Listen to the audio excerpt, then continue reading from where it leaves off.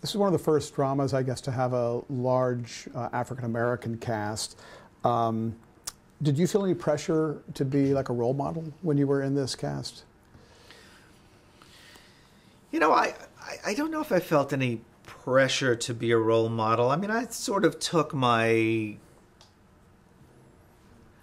persona seriously, I think. I mean, I wasn't thinking consciously of what I have to do. I did think about somewhat about my responsibility to the community and whether I should engage in X, Y, or Z, and it probably could have done more than I did.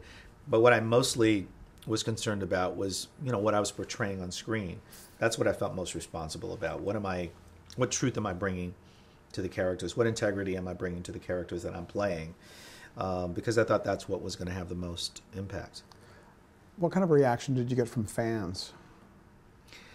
The show was a huge show in its way.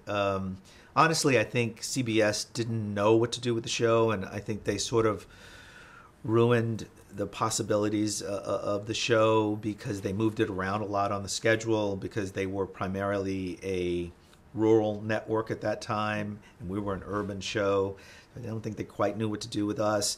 But we had this incredibly loyal fan base that even today, people recognize me from the show. And I haven't acted in years. I mean, but I would go to New York and I couldn't walk, 2 blocks down the street without people just recognizing me and saying hello and saying how much they like the show. I mean, it just had a real intensity to it in terms of the people's loyalty to it, and not just from guys. It would be often young guys, and then it would be girls that I would run into, or who would became young women, and they would say, "Oh, I used to watch that show, and I used to watch it with my brother." So, I think had that show come on just a couple of years later, or had it been on another network that might have worked better for its audience, would have run a long time. But it definitely is one of those shows that made its impact.